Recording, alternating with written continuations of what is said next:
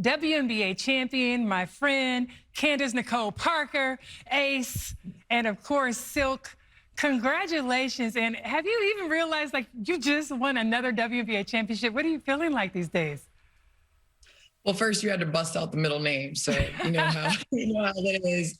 No, it's been unbelievable. Honestly, I think surreal. We haven't come down quite yet, and I don't think we've realized quite what we've done. The city was amazing in its support just throughout this playoff run, and my teammates, and just to do it with this group. And Smooth. That's my biggest regret, not being able to win a championship with you, because honestly, it's like one of those things where it's like you're connected. And, that's one of the things that I think for me, just watching you do it with LA, and watching how you did it really kind of inspired me to want to do it in front of my home city. And you talk about your teammates. Can you share with us about just how they lured you? Because, you being in LA, and we had this conversation when you said, hey, I'm leaving, and I'm like heartbroken, but I said, I understand. Just talk about the things that your teammates did to want you to be there, for that city to say, come on home. And then for you to actually go there and win a championship, Candace, in your first year, like, that's unheard of.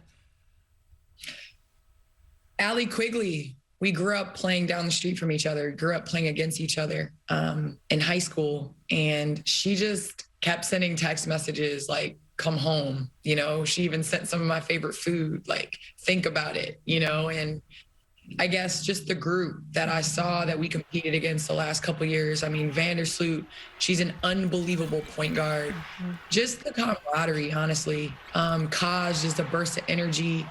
I mean, honestly, it was just a great group, and they just kept telling me we just need, we need somebody to come back in and do this. And I thought we were a great fit for each other. Yeah, and you and I obviously played together. You were a rookie. I was on my last leg, but as a leader and watching you, so proud of where you've come, but also we had babies around the same time as our kids played together.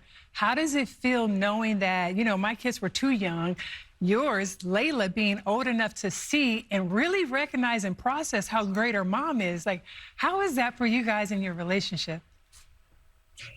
Smooth, I think the thing that, we see definitely eye to eye is like our kids seeing our grind. Mm-hmm. And I know they may not remember you stepping on the floor, but they see your grind every single day. And so for me, I just am so excited to be able to like explain to her all those times that I got up to go work out, on a Saturday, and she would see me laying on my back in the backyard, just exhausted. Mm-hmm. It was all worth it. And it was crazy. A couple of months ago, she asked me, like, we were watching Giannis win the championship, and she's like, why do people cry, when they win?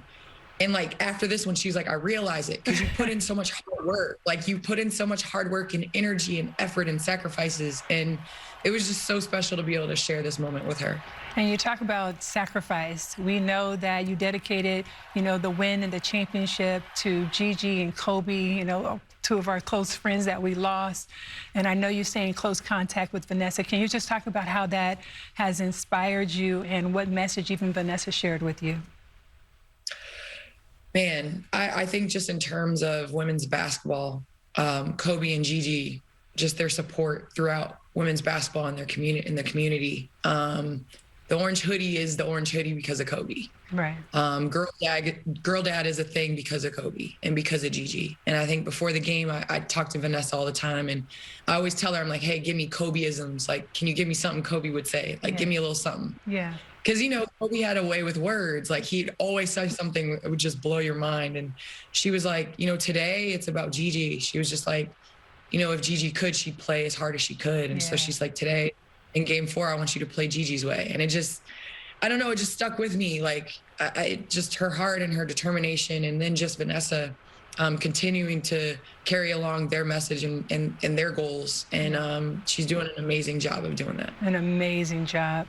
So I looked at stats, and obviously playing with you, I never knew all your stats, but I started reading. I'm like, okay, now you got 2 NCAA championships, 2 now WNBA championships, 2 MVPs, but now you only got 1 Defensive Player of the Year. Yeah, I've been doing my homework. So are we going to see you play next year? One, you retiring, you hanging it up, you're going to defend your championship, or you're going to get another Defensive Player of the Year? What you going to do? Listen, when I tell you, I am just mentally like, I can't even process tomorrow, let alone a month or 2 months. And I'll tell you this is what I can tell you from the bottom of my heart, is when I cannot get up and give to the game in the off season, what I know I need to do to prepare for the season, I'm done. I won't cheat the game. And I learned from you, like, you honestly could have played 3 more years. Like, you could have gone out there and played 3 more years, and just to see you at peace with what you're doing. So, I think when that time comes, I have a circle that will tell me, it's time to hang it up. And I myself hope I know when that time comes. Well, listen, when you guys get a moment, you and Layla, welcome. We got to go to Disney World and help celebrate. We'll take the kids. We got to go do it. We talked about you coming to Florida.